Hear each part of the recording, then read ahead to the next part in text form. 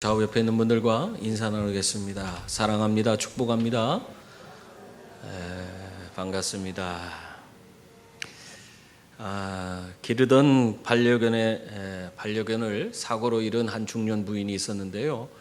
이분이 심한 그런 우울증에 걸렸습니다. 그래서 6개월 넘게 치료를 받았는데 받으면서도 식욕이 감퇴해서 뭘 제대로 먹지 못하는 거예요. 그래서 그냥 저체중으로 굉장히 고생을 많이 했다고 합니다.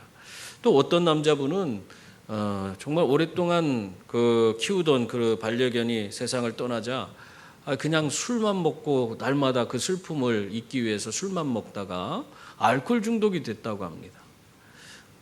참 안타까운 일이죠. 방송에 자주 출연하는 이연복이라고 하는 셰프는 아주 유명한 중국 음식의 아주 대가죠. 이 이연복 셰프가 방송에 나와서 그 얘기를 하는 걸 봤어요. 초코라고 하는 푸드를 10년간 키웠는데 그 아이가 세상을 떠나고 나서 그 다음에는 강아지를 키울 수 없다고 그러면서 눈물을 흘리더라고요.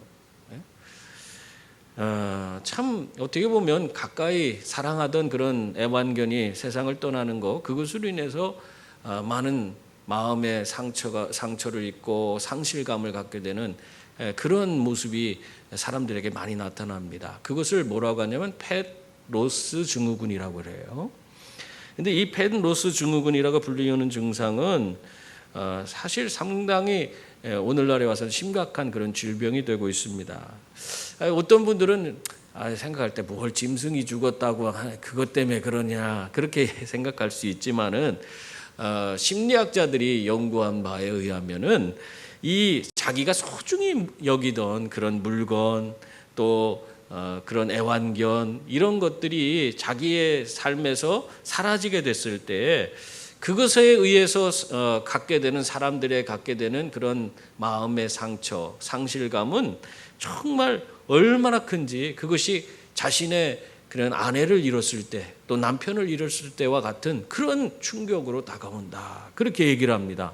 제가 얘기하는 게 아니라 누가? 심리학자들이 그렇게 얘기를 해요. 여러분 그만큼 큰 상실감이 있어요. 사랑하는 대상을 잃어버린다는 것이 그만큼 가슴 아픈 일입니다. 참 감사하게도 하나님께서는 우리들을 얼마나 사랑하시는지 아십니까? 정말 하나님은 우리를 너무너무 사랑하세요. 그 사랑에 대해서 그걸 정말 말로 다 할 수도 없고 다 기록할 수도 없을 만큼 엄청난 사랑을 가지고 우리에게 다가오시는 분이 우리 하나님이십니다. 그러한 하나님이 우리에 대해서 그만큼 애정을 갖고 계셨기 때문에 우리들이요 예전에 죄 가운데 거하면서 자꾸 멸망의 길로 나아가고 결국 죽음으로 다다르는 그 모습을 보면서 이 하나님이 갖고 계신 그 사랑의 마음을 갖고 계신 그 하나님께서 우리들이 그런 죽음을 겪을 때마다 어떤 마음이 들었겠어요? 사람들은 펜로스 증후군이라고 해서 그거 자기 사랑하는 대상 잃어버렸을 때 그 극심한 고통을 느끼는데 하나님은 그거보다 더한 그런 고통을 느끼셨을 것입니다. 그래서 그 때문에 하나님께서는 이 죽어가는 그런 세상의 모든 그런 사람들을 구원하시기 위해서 자기의 하나밖에 없는 독생자 예수 그리스도를 우리에게 보내주신 겁니다. 너무너무 우리를 사랑하기 때문에 우리들이 죽는 것에 대한 그런 것을 참아 볼 수 없어서 그 하나밖에 없는 아들을 우리를 위해 대신 이 땅에 보내셔서 십자가를 지게 하시고 우리의 모든 죄의 짐을 다 십자가에서 해결해 주심으로 우리가 더 이상 죽지 않도록 만들어 주신 거예요. 그런데 문제는 뭐냐면 하나밖에 없는 하나님의 그 독생하신 예수 그리스도 그 아들 하나밖에 없는 아들이 대신 우리의 모든 그런 질고를 지고 고통을 겪으셔야 했다는 겁니다. 십자가에 달려서 죽으셔야만 했다는 사실입니다. 여러분 참 이 하나님의 사랑이 얼마나 엄청난 사랑입니까? 성경에 보면은 16절 말씀에 이렇게 기록하고 있습니다. 하나님이 세상을 이처럼 사랑하사 독생자를 주셨으니 이는 그를 믿는 자마다 멸망하지 않고 영생을 얻게 하려 하심이라. 하나님이 여러분 어떻게 여러분을 사랑했다고 말씀하고 있습니까? 이처럼 사랑했다. 이처럼 하나님이 세상을 이처럼 사랑했다 말씀하고 있어요. 이처럼이 뭐예요? 독생자, 하나밖에 없는 독생자 예수 그리스도를 십자가에 달려서 죽게 하기까지, 그렇게까지 사랑했다. 그 말씀을 하고 있는 것입니다.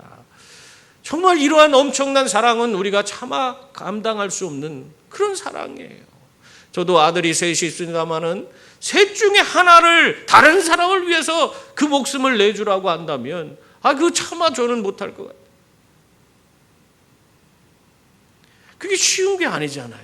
근데 하나님께서는 하나밖에 없는 그 외아들 독생자 예수 그리스도를 아끼지 않고 우리들을 위해서 저 죽음 가운데 멸망 가운데로 자꾸 나아가는 그 사람들을 너무너무 사랑해서 그들을 대신해서 대신 십자가에 달려 죽게끔 그렇게 내어주셨다는 거예요.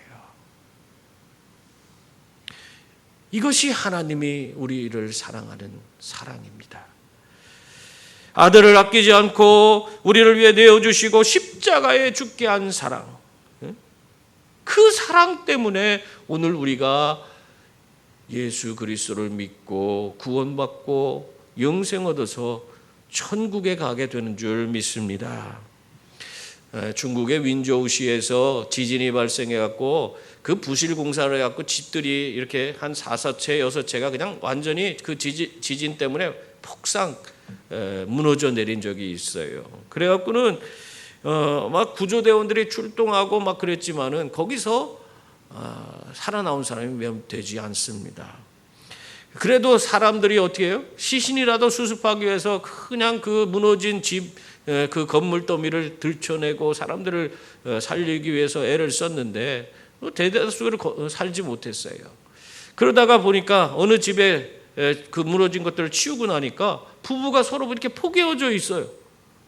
그래서 죽어 있는 거예요. 그래서 아이고 저 사람들은 참 서로 사랑하는데 이게 집이 무너지니까 그래도 서로 부둥켜 안고 죽었구나. 아이고 그러면서 이제 마음 안타까운 심정을 가지고 그 시신을 수습해서 잘 장례라도 치러주려고 수습하는데 그 보니까 이 부부 밑에 아이가 있는 거예요. 아이는 아무데도 다친 것이 없이 멀쩡하게 아주 살아있는 거예요. 그대로. 건물이 무너질 때 이 부모들이 서로 얼싸안고 그 건물 더미를 자기의 몸으로 받아내면서 자기 자식을 지킨 거예요. 그래서 그 아이는 상처 하나 나지 않고 그 건물 더미 아래에서도 깔려 있어서도 부모로 인해서 살 수가 있었던 것입니다. 여러분, 이런 모습이 바로 자식을 향한 부모의 사랑이라 할 수 있습니다. 자기 자식을 위해서 이렇게 희생하는 거, 이런 것도 쉽지 않아요. 그렇지만 이런 것을 볼 때 우리는 참 귀한 고귀한 그런 희생이다, 그렇게 여기면서 그 사람들을 존귀 여깁니다. 그런데요, 하나님은 이런 수준의 사랑이 아니에요. 자기의 아끼는 거, 사랑하는 거, 그런 대상을 위해서 아들을 내어준 그런 사랑이 아닙니다. 우리의 하나님의 사랑은 이런 것과 좀 차원이 다른 사랑이에요.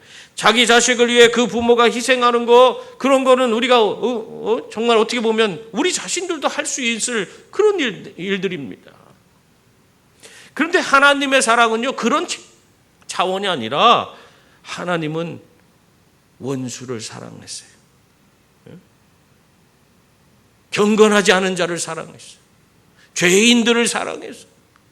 그들을 위해서 아끼지 않고 자기 아들 독생자 예수 그리스도를 내어주신 겁니다. 로마서 5장에 보면은 그것에 대해서 구체적으로 기록하고 있습니다. 로마서 5장 6절에 보면 우리가 아직 연약할 때의 기약대로 그리스도께서 경건하지 않은 자를 위하여 죽으셨도다. 우리가 보잘것없고 하나님 앞에 경건하지 못한 그런 자임에도 불구하고 하나님은 사랑하셨다 하는 겁니다. 또 8절에 보면, 로마서 5장 8절에 보면 우리가 아직 죄인 되었을 때에, 의로울 때가 아니에요, 죄인 되었을 때에 그리스도께서 우리를 위하여 죽으심으로 하나님께서 우리에 대한 자기의 사랑을 확증하셨느니라, 그렇게 말씀하고 있어요. 우리가 죄인일 때에 의로운 자가 아니에요. 지멋대로 사는 거야. 불법을 행하면서 사는 거예요.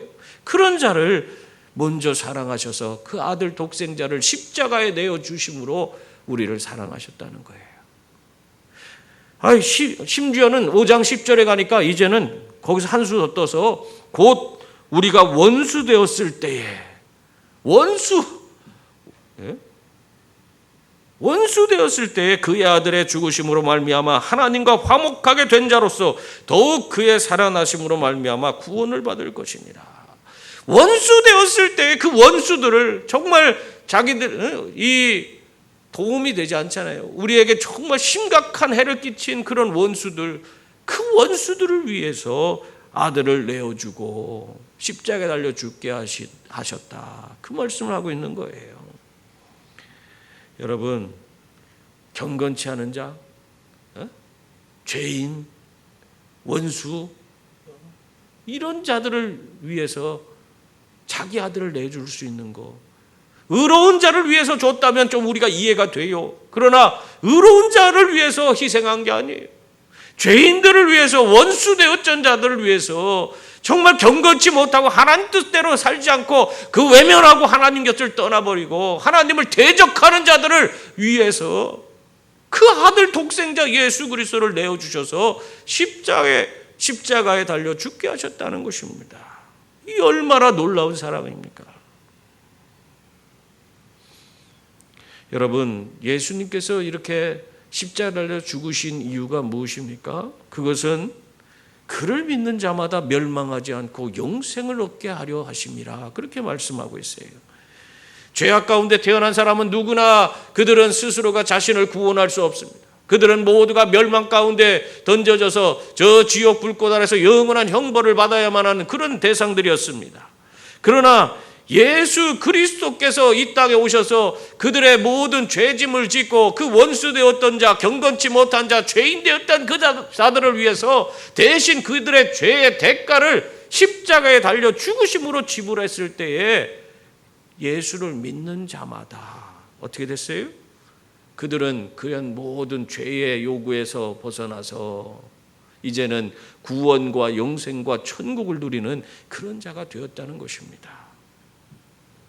여러분, 우리 예수님께서 우리에게 지불해 주신 그런 죄의 대가는 그것은 일회성이 아니에요. 영원한 것인 줄 믿습니다.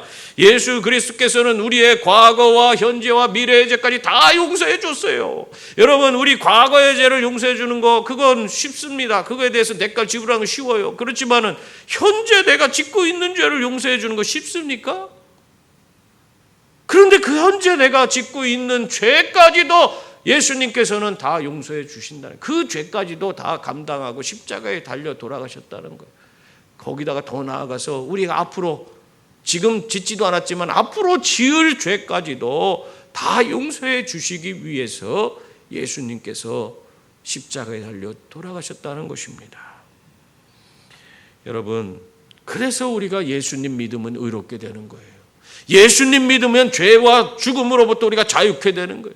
우리가 그래서 예수 믿고 의롭게 돼서 우리는 이 땅에서 구원받은 삶을 사는 거예요. 영생의 삶을 누리는 것입니다.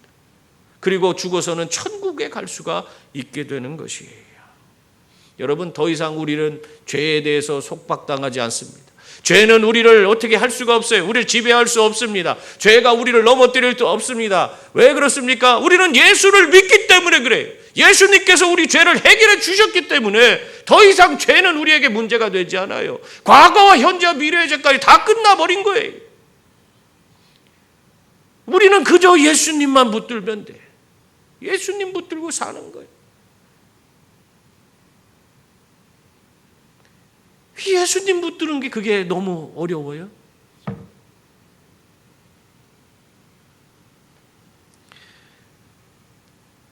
여러분, 그러므로 우리가 하나님의 얼마나 큰 사랑을 베풀어 주시는지를 우리가 늘 기억하고 예수님을 온전히 믿는 믿음 안에서 사는 분들이 다 되시기 바랍니다. 특히 하나님께서 이 땅에 그 아들을 보내신 그 목적이 있는데 그 목적에 대해서 오늘 성경은 이렇게 말씀하고 있습니다. 17절 보세요. 거기 보면 하나님이 그 아들을 세상에 보내신 것은 세상을 심판하려 하심이 아니요 그로 말미암아 세상이 구원을 받게 하려 하심이라. 그렇게 말씀하고 있어요. 하나님이 아들을 세상에 보내신 그 목적이 뭐라고 하는 거예요? 세상을 심판하기 위한 것이 아니라 세상의 구원을 위해서 왔다는 거예요. 예? 이 얘기를 왜 하는 거냐면 이 유대인들은 그때 당시에 이 하나님의 아들 메시아가 그들에게 오면은 그들은 유대인들은 구원받고 이방인들은 다 심판받아서 그들은 멸망당하게 될 것이라고 생각하고 있었기 때문에 그게 아니라는 것을 지금 말씀해 주고 있는 거예요. 하나님이 우리에게 이 땅에 그 아들 독생자 예수 그리스도를 보내신 이유는 유대인 너희들만 구원하기 위한 것이 아니라 이 세상에 있는 하나님 알지 못하고 그 정말 죄악 가운데서 그리고 그 하나님 앞에 원수 같은 짓을 행하면서 경건하지 못하게 살아가는 그런 모든 자들을 위해서 예수님께서 이 땅에 오신 것이다. 그들을 위해서 십자가에 달려서 죽은 것이다. 너희만을 위한 것이 아니다. 그것을 말씀하고 있는 거예요. 그래서 하나님은 그 아들을 보내신 이유가 세상을 심판하러 보낸 것이 아니라 구원하러, 아직도 하나님 알지 못하고 헤매이는 자들, 어둠 속에서 헤매는 자들을 구원하기 위해서 보내신 것이다. 그렇게 말씀하고 있는 겁니다. 근데 여러분, 마지막 때에 예수님이 다시 재림하시면 그때는 예수님이 어떤 분으로 오세요? 심판주로 오신다고 성경은 기록하고 있습니다. 지금은 우리의 구원주로 오셨지만은 마지막 날에는 심판주로 오셔서 그들의 모든 행위대로 심판받아서 예수 믿고 구원받은 자들은 천국으로, 예수 믿지 않은 자들은 지옥 불꽃으로 던져지는 그 판가름을 내리기 위해서 오십니다. 그러나 이 지금 우리 가운데 오신 예수님은 어떤 분이에요? 우리를 구원하기 위해서 오신 분. 그래서 오늘 이렇게 이스라엘의 저 끝, 우리가 세상 끝에서 끝이에요. 이스라엘하고 우리나라하고 비교하면 그런 이스라엘에서 변방 중에 변방인 우리 대한민국까지도 우리가 예수 믿고 구원받는 그 은혜가 주어지게 된 것입니다. 그래 얼마나 큰 은혜 가운데 살아가고 있습니까? 그런데도 오늘 많은 그 믿지 않는 자들 가운데 또 믿는 사람들 가운데서도 예수님이 심판주로 오셨다고 그렇게 생각하는 분들이 있어요. 여러분은 아닌가 한번 생각해 보세요. 아유, 나는 죄가 많아서 내가 신앙생활 제대로 할 수 없다고, 나는 정말 죄 때문에 교회 같이 나가서 교회 생활을 할 수 없다고, 그런 얘기 들어보셨어요? 죄가 많아서 나는 아무것도 할 수 없다고 생각하는 사람, 교회 갈 수 없고 예배 생활 할 수 없다고 하는 사람, 예수님 믿을 수 없다고 하는 사람, 그리고 자신이 잘못했기 때문에 하나님이 이렇게 벌을 주신다고 그렇게 생각하는 사람, 여러분 가운데는 없습니까? 그런 사람들은 아직도 예수님이 심판주로 오셨다는 생각에서 벗어나지 못하고 있는 것입니다. 여러분을 벌하고 심판하기 위해서 우리 주님이 오신 게 아니에요. 우리의 온전치 못한 삶, 경건하지 못한 삶, 하나님을 외면하고 제멋대로 살아서 엉망진창인 삶, 영원한 형벌과 지옥 불꽃에 던져져 버려야 되는 그런 정말 한심한 인생들을 위해서 예수님께서 오신 거예요. 그러한 삶에서 벗어나게 하시도록 그들이 지은 모든 죄를 해결해 주시기 위해서 예수님이 이 땅에 오신 것입니다. 그래서 예수 믿는 사람들은 어떻게 해야 돼요? 예수 믿는 사람뿐만 아니라 죄 가운데에서 헤매고 있는 사람들은 어떻게 해야 돼요? 예수님께 더 나아가야 돼요. 내가 죄가 많으면 많을수록 예수님 앞에 나아가서 엎드리고 예수님의 긍휼을 구하는 사람들이 되어야 합니다. 예수님은 내 죄 때문에 오신 거예요. 내가 의롭기 때문에 나를 구원해 주는 것이 아니라 내가 죄가 있기 때문에 나를 구원해 주는 거예요. 그렇기 때문에 죄가 많은 사람일수록 더 주님 앞에 나아가야 돼. 예전에 보면은 성찬 때 성찬을 안 하는 분이 있어요. 성찬 드시라고 해도 하면서 고개를 팩팩 돌리고 안 받아. 왜 그러냐 그랬더니 나중에 알고 보니까 자기가 잘못한 것이 있어서 성찬에 참여할 수가 없대. 말은 되는 것 같죠. 뭐 자기를 분별해서 성찬에 참여하라고 하는 그런 얘기가 있으니까. 그런데 주님이 원하는 것은 우리가 마음을 정돈하고 주님의 앞에서 경건한 모습으로 성찬에 참여하는 것도 중요하지만 죄인이 정말 주님 앞에 더 적극적으로 나가서 주님의 긍휼을 구하기 위해 주님의 성찬에 내 죄의 문제를 해결받기 위해서 그분의 거룩하신 보혈을 덧입기 위해서 그분의 성찬의 자리에 나아가는, 나는 그 모습이 더 중요하다고 생각해요. 그래서 죄가 있으면 더 성찬에 참여하고 더 열심을 내야 돼. 주님 앞에 나아가기를. 그 죄 때문에 우리 주님이 오셨기 때문에 그렇습니다. 주님 앞에 우리가 나아가면 우리는 다 주님께서 베풀어 주신 그 보혈로 말미암아 거룩하게 되고 정결하게 되어서 주님이 주시는 구원과 영생과 천국의 삶을 누리게 되는 줄 믿습니다. 예수 그리스도의 오심은 세상을 구원하기 위해, 이 땅에 있는 모든 사람들을 구원하기 위해서 오셨습니다. 그럼에도 불구하고 많은 사람들이 예수님을 믿지 않아요. 여러분, 예수 믿지 않는 사람들은 두 종류가 있어요. 하나는 예수님에 대해서 전혀 알지 못하기 때문에 예수님을 믿지 않는 거예요.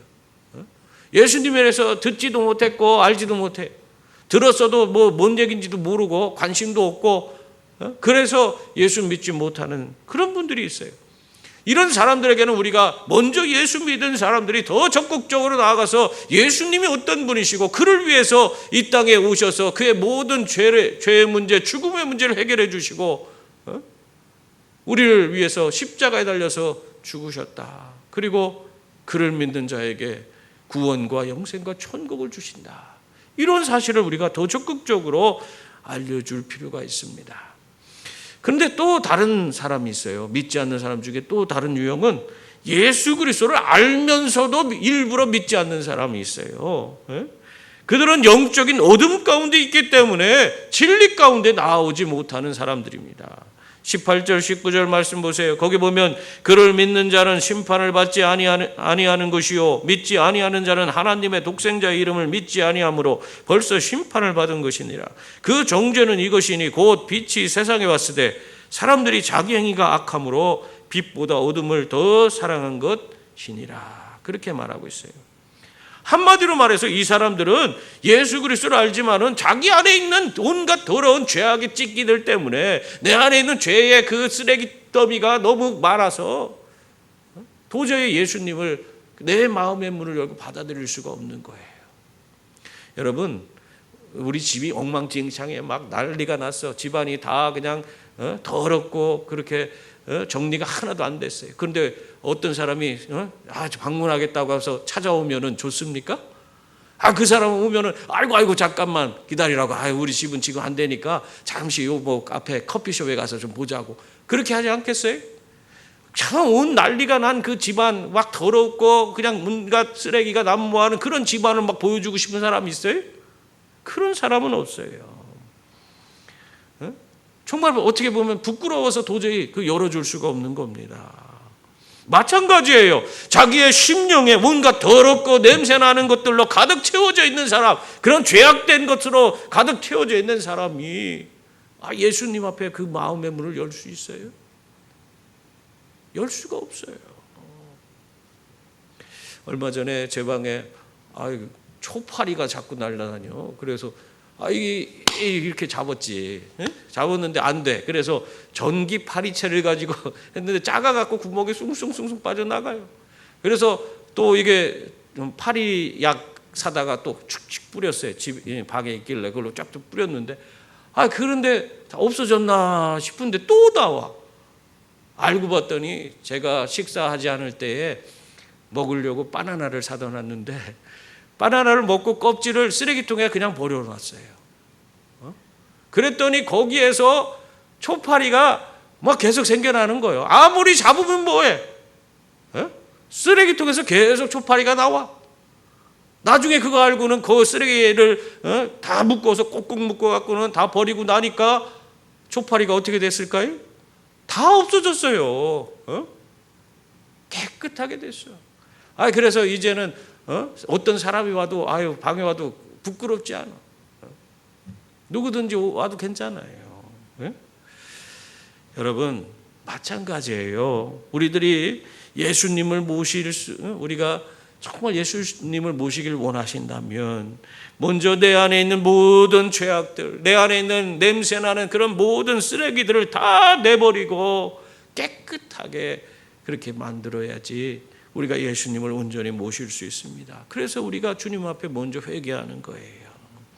근데 많은 사람들이 이렇게 자기 안에 있는 온갖 죄악의 찢기들, 더러운 그런 악한 그런 요소들을 그걸 버리지 않고 끝까지 버티는 사람들이 있어요. 그렇기 때문에 그 사람들은 빛 가운데 나오는 걸 두려워하는 거예요. 어둠 가운데 그냥 살아가는 거예요. 사람들이 안 보이게끔 하고 사는 것입니다. 성경은 이러한 자들에 대해서 뭐라 그래요? 이미 그들은 하나님 아들을 영접지 않았기 때문에 이미 심판을 받은 것이라고 그렇게 말하고 있습니다. 여러분 생각해 보세요. 여러분 그 죄악의 그 찌꺼기들 가운데서 더러운 데서 냄새나고 썩어가는 데서 계속 살고 싶습니까? 여러분 오늘날 우리의 삶도 마찬가지예요. 내가 주님과 동행하길 원하신다면 주님이 내 삶에서 오셔서 나를 다스려 주시고 하나님의 위대한 역사에 우리가 함께 동참하기를 원하신다면 어떻게 해야 돼요? 우리 내면에 있는 모든 온전치 않고 더러운 것, 냄새나는 것들을 다 깨끗이 치울 수 있기를 바랍니다. 그러면은 우리는 어두움 가운데서 벗어나서 빛 가운데에서 하나님이 우리를 통해서 이루시는 위대한 일에 함께 동참하는 그런 분들이 다 되는 줄 믿습니다. 그런데 오늘 보면은 이 빛에 대해서 사람들이 보이는 반응이 좀 다르게 나타나는 걸 볼 수 있어요. 쉽게 우리가 어둠을 버리고 빛 가운데 나아가는 거 참 쉽게 말로는 쉽지만은 실상 그 행동으로 옮기는 것은 쉽지 않은 일이다 하는 것을 알 수 있습니다. 20절 말씀 보세요. 거기 보면 뭐라고 하고 있어요? 악을 행하는 자마다 빛을 미워하여 빛으로 오지 아니하나니 이는 그 행위가 드러날까 함이요. 악을 행하는 자는 자신의 행위가 드러날까 봐 빛을 미워하고 빛으로 오지 않는다고 말씀하고 있어요. 다시 말하면 돌아오는 것이, 빛으로 나오는 것이 쉬운 문제가 아니라는 거예요. 이게 쉬우면은 많은 사람들이 쉽게 그 인생을 바꾸고 전환했겠죠. 쉽지 않아요.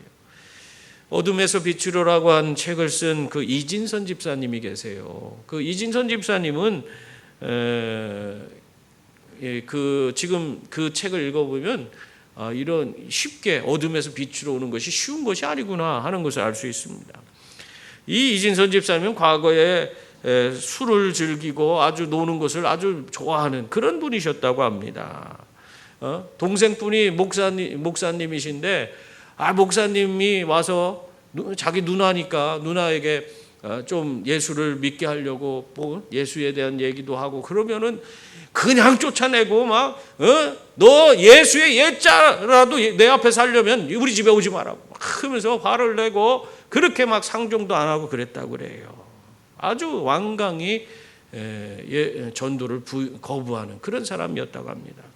그러다가 2004년에 딸을 위해서 어린 딸이 있었는데 그 딸을 잘 키워보자 미국으로 이민을 떠났답니다. 근데 미국에서 이민 가서 자기가 할 수 있는 일이 쉽게 돈을 벌 수 있는 일이 별로 없었는데 그래도 자기가 잘할 수 있는 것이 뭐냐 했더니 룸사롱을 하는 거라고 생각을 했어요. 이 사람이 술 즐기고 노는 것 좋아하니까. 그래서 미국 가서 룸사롱을 차렸대요.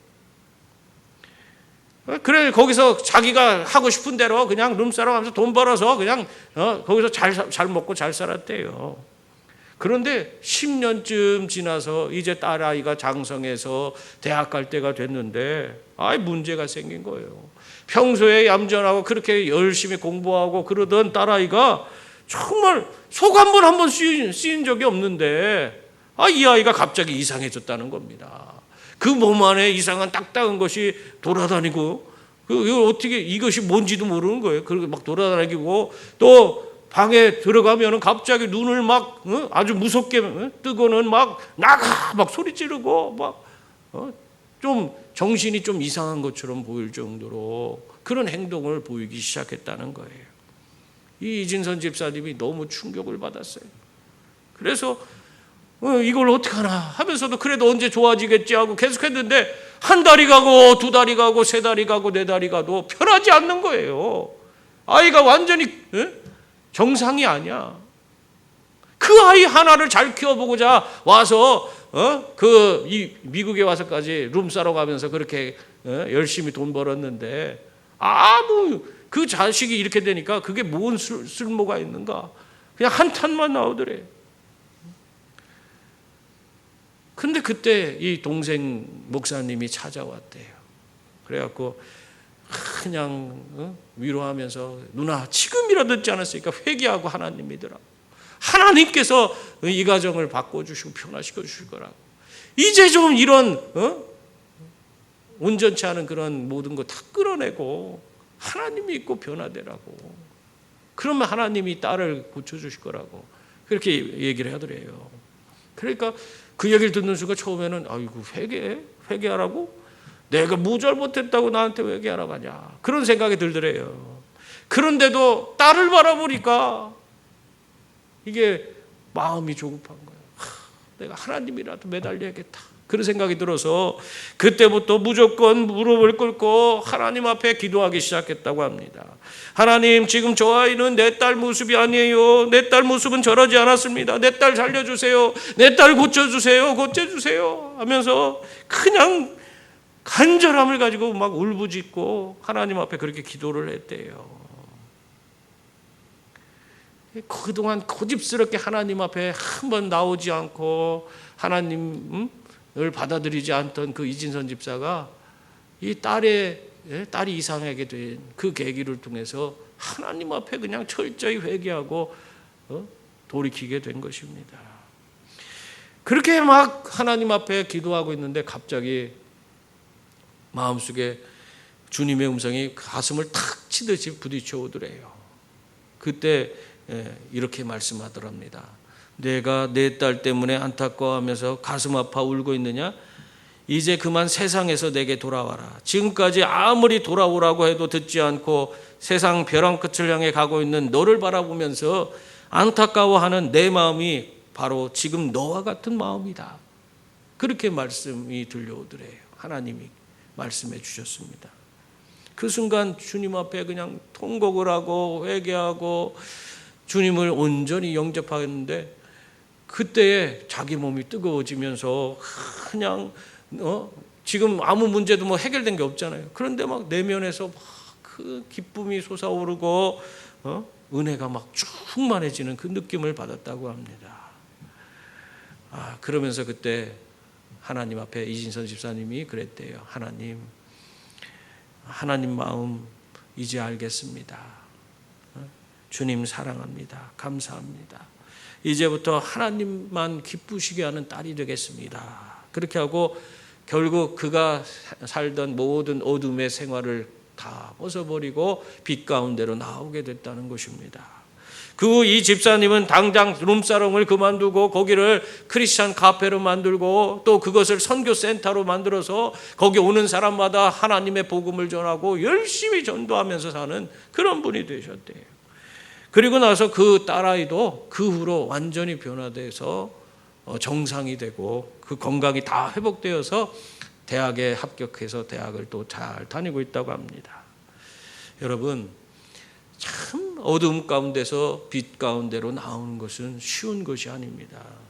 지금 이진선 집사님은 하나님의 특별한 은혜가 있었기 때문에 죄악 가운데서 건짐을 받을 수 있었지만 대다수의 많은 분들은 그런 구원을 받지 못하고 죄악 가운데서 고집스럽게 계속 빛 가운데 나오지 못하고 오히려 빛에 대해서 저항하면서 살고 있는 것입니다.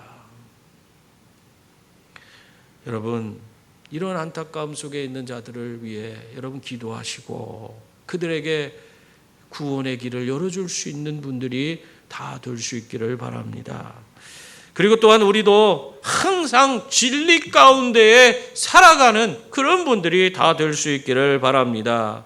21절 말씀 보세요. 거기 보면 진리를 따르는 자는 빛으로 오나니 이는 그 행위가 하나님 안에서 행한 것임을 나타내려 함이라 하시니라. 그렇게 말씀하고 있어요. 진리를 행하는 분은 항상 기쁨으로 빛으로 나오게 되는 것입니다. 왜냐하면 자신을 통해 하나님이 이루신 그 위대한 일들을 보면서 그 내면에서 샘솟는 기쁨과 감격을 억제할 수 없어서, 그리고 많은 사람들에게 그 은혜를 함께 나누고 싶기 때문에 그들은 정말 하나님의 은혜 가운데서 매일매일을 살아갈 수밖에 없는 것입니다. 여러분의 인생이 그런 삶이 되어야 돼요. 어둠 가운데 숨어 지내는 삶이 아니라 주님의 은혜 가운데서 진리 가운데 행함으로 날마다 기쁨과 감격이 넘치고 주님 앞에서 찬양과 감사와 영광 돌리는 그런 삶을 살아가는 그런 분이 되어야 합니다. 한 육상 선수가 금메달을 딴 뒤에 인터뷰를 하게 됐대요. 그래서 인터뷰하러 기자가 와서 묻는데 그때 소감을 얘기해 달라고 해서 이렇게 얘기했답니다.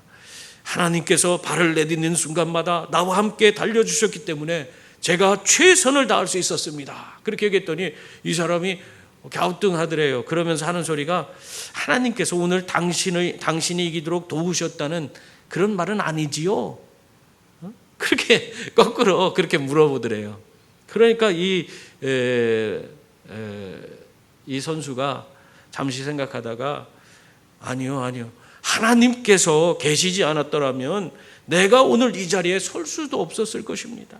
훈련하는데 필요한 준비도 못했을 것이고 내가 하고 있는 일에서 최고가 되어야 할 그런 필요성도 깨닫지 못했을 것입니다. 하나님이 있었기 때문에 내가 이런 걸 알게 된 거예요. 이런 이유들 때문에 하나님께서 나와 함께 달려주셨다고 그렇게 얘기한 것입니다. 여러분, 하나님 안에서 진리 가운데 살아가는 자는 이런 고백을 할 수밖에 없습니다. 하나님이 나를 통해서 이루시는 위대한 일을 보기 때문에 그래요. 그분께서 내 삶의 발걸음을 인도해 주시고 이끌어 가시면서 그분이 내가 감당할 수 없는 하나님 크기의 위대한 일들을 이루는 것을 보면서 나는 그분의 도구로 쓰임 받잖아요. 그 속에서 기쁨과 감격, 정말 하나님의 위대하심을 내가 찬양하고 영광 돌릴 수밖에 없는 자가 되는 것입니다. 그러므로 성도님들, 우리가 항상 하나님 그분 안에서 하나님의 그 큰 사랑을 기억하고 살아가는 분들이 다 될 수 있기를 바랍니다. 예수님을 우리에게 하나님이 보내신 이유가 뭡니까? 우리로 예수 믿고 영생 얻게 하기 위해서. 그리고 우리 하나님 그 빛 가운데 나아가서 하나님이 우리의 삶 속에서 정말 베풀어 주신 그 풍성한 삶을 누리도록 하기 위해서, 그것을 위해서 우리 예수님이 우리에게 오신 것입니다. 그러므로 이러한 예수님을 내 삶의 중심에 온전히 모시고 빛 가운데 항상 거하면서 주님을 통해 하나님밖에 할 수 없는 위대한 일을 이루면서 감사와 찬양과 영광 돌리는 저와 여러분이 다 될 수 있기를 주님의 이름으로 축원합니다.